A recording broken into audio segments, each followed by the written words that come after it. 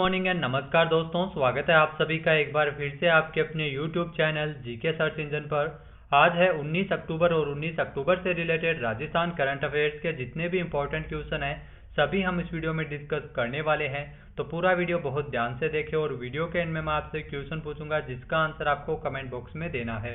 कल के वीडियो में मैंने आपसे क्वेश्चन पूछा था जो था मेडिकल डिवाइस एवं फार्मा से जुड़े उद्योगों को बढ़ावा देने के लिए राजस्थान के पहले मेडिकल डिवाइस पार्क की स्थापना कहाँ की जाएगी।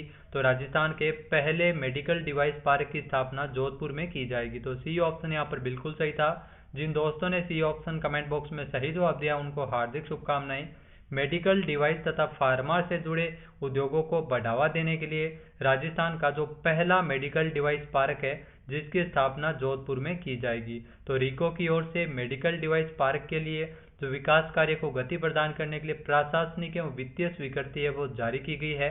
पहले चरण के लिए 48 हेक्टेयर में कार्य है वो किया जाएगा और इसके लिए तकरीबन 134 करोड़ रुपए की वित्तीय स्वीकृति है वो रिको की तरफ से जारी की गई है। तो रिको द्वारा बोरानाड़ा विस्तार क्षेत्र में 223 एकड़ जमीन पर मेडिकल डिवाइस पार्क तथा कॉमन फैसिलिटी सेंटर है वो जोधपुर में विकसित किया जाएगा। तो मेडिकल डिवाइस पार्क जिसमें विभिन्न बीमारियों के उपचार में काम आने वाले मेडिकल डिवाइस बनाने तथा राष्ट्रीय एवं विदेशी कंपनियां इसमें निवेश भी करेगी जिससे हजारों लोगों को रोजगार के अवसर है वो पैदा होंगे। तो मेडिकल डिवाइस पार्क जिसकी स्थापना जोधपुर में की जाएगी। चलिए स्टार्ट करते हैं आज के करंट अफेयर्स। पहला क्वेश्चन है, हाल ही में राजस्थान उच्च न्यायालय में कितने न्यायाधीशों को राजस्थान हाईकोर्ट के मुख्य न्यायाधीश अकील कुरैशी ने शपथ दिलाई है। तो राजस्थान हाईकोर्ट में आपको बता दें कि हाल ही में 6 न्यायाधीशों को शपथ दिलाई गई है। राजस्थान हाईकोर्ट के मुख्य न्यायाधीश जो हाल ही में बने हैं अकील कुरैशी के द्वारा। तो बी ऑप्शन यहाँ पर बिल्कुल सही है। आइए जानते हैं इंपॉर्टेंट फैक्ट। तो राजस्थान हाईकोर्ट के 6 न्यायाधीशों को 18 अक्टूबर को मुख्य न्यायाधीश अकील कुरैशी ने शपथ दिलाई है। जोधपुर मुख्यपीठ में शपथ ग्रहण समारोह का आयोजन किया गया था 18 अक्टूबर को, जिसमें आपको बता दें कि एक न्यायाधीश है जिनका छत्तीसगढ़ से तबादला किया गया राजस्थान हाईकोर्ट में और शेष 5 है वो नए न्यायाधीश है वो इनको शपथ दिलाई गई है 18 अक्टूबर को, जो वर्तमान में हाल ही में बने हैं अकील कुरैशी जो राजस्थान हाईकोर्ट के नए मुख्य न्यायाधीश बने हैं इंद्रजीत मोहंती के स्थान पर।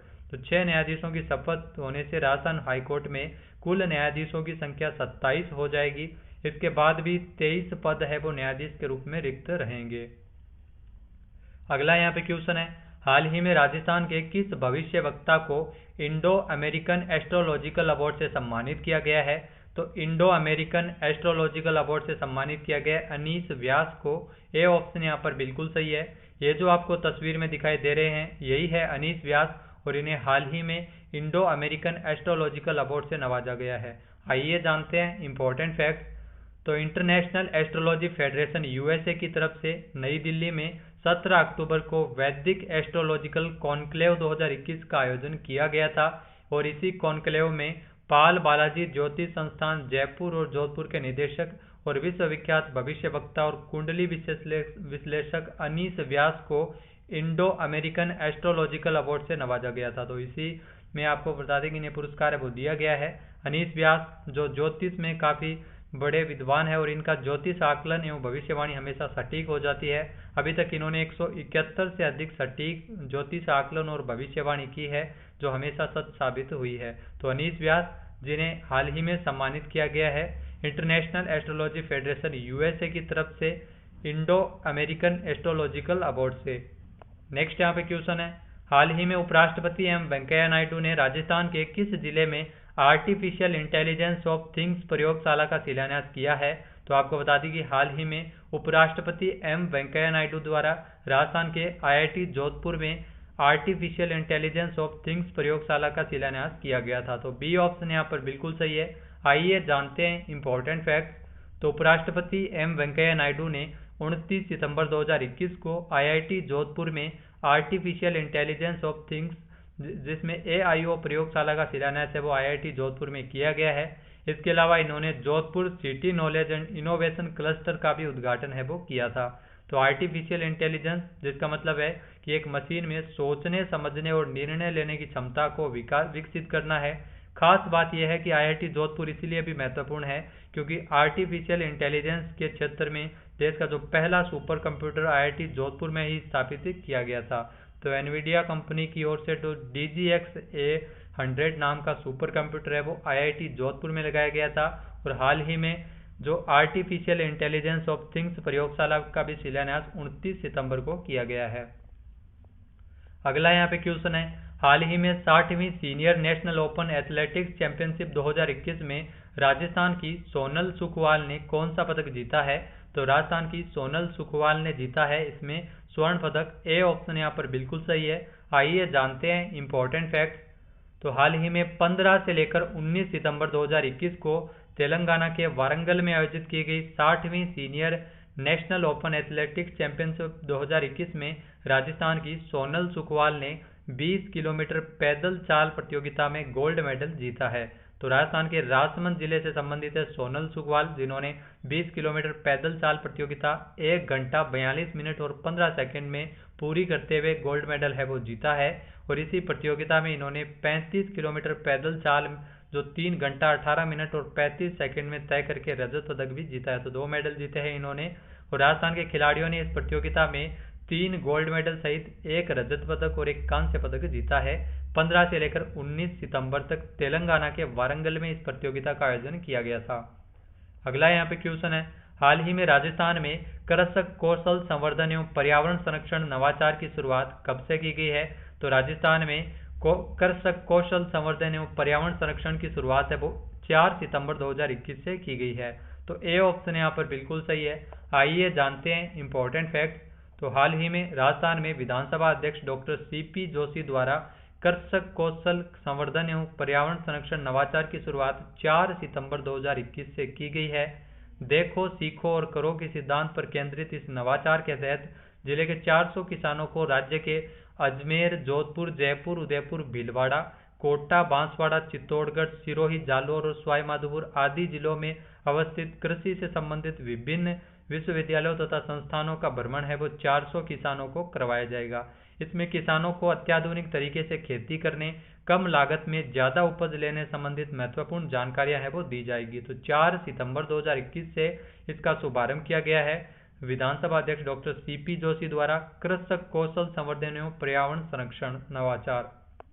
नेक्स्ट यहाँ पे क्वेश्चन है, हाल ही में राजस्थान में शाला संबलन ऐप का विमोचन 15 सितंबर 2021 को किसके द्वारा किया गया था?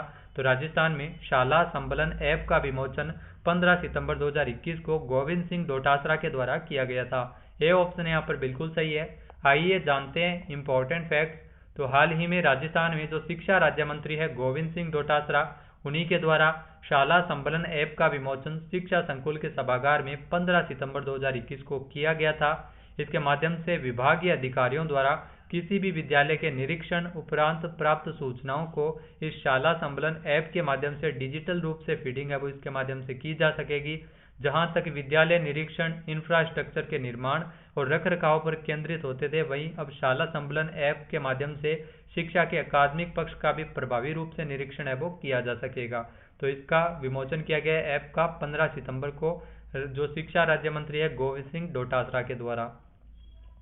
अगला यहाँ पे क्वेश्चन है, मुख्यमंत्री अशोक गहलोत द्वारा NTPC को 300 मेगावाट का सोलर पावर प्रोजेक्ट स्थापित करने के लिए किस जिले में भूमि का आवंटन के प्रस्ताव को मंजूरी प्रदान की गई है? तो बीकानेर में इस भूमि के आवंटन के प्रस्ताव को मंजूरी प्रदान की गई है CM अशोक गहलोत द्वारा। बी ऑप्शन यहाँ पर बिल्कुल सही है। आइए जानते हैं इंपॉर्टेंट फैक्ट्स। तो NTPC को 300 मेगावाट सोलर पावर प्रोजेक्ट स्थापित करने के लिए बीकानेर के गांव पैथड़ो की ढाणी तथा शंभू का बुर्ज में 132.70 बीघा राजकीय भूमि का आवंटन के प्रस्ताव को CM अशोक गहलोत द्वारा मंत्रिमंडल की जो बैठक हुई थी उसमें मंजूरी प्रदान की गई है। प्रदेश में सौर ऊर्जा के उत्पादन को इसके माध्यम से बढ़ावा मिलेगा और रोजगार के अवसर भी पैदा होंगे। वहीं अगर बात की जाए तो सौर ऊर्जा स्थापित क्षमता में राजस्थान है वो देश में पहले पायदान पर पहुंच गया है। तो ये फैक्ट भी काफी इंपॉर्टेंट है।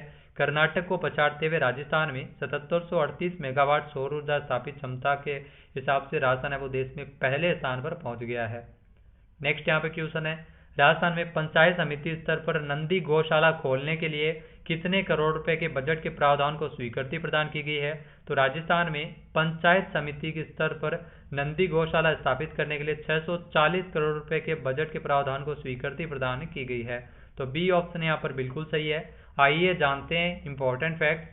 तो राजस्थान में राज्य में हर पंचायत समिति स्तर पर नंदी गौशाला खोले जाने के लिए 640 करोड़ रुपए के बजट के प्रावधान को स्वीकृति प्रदान की है।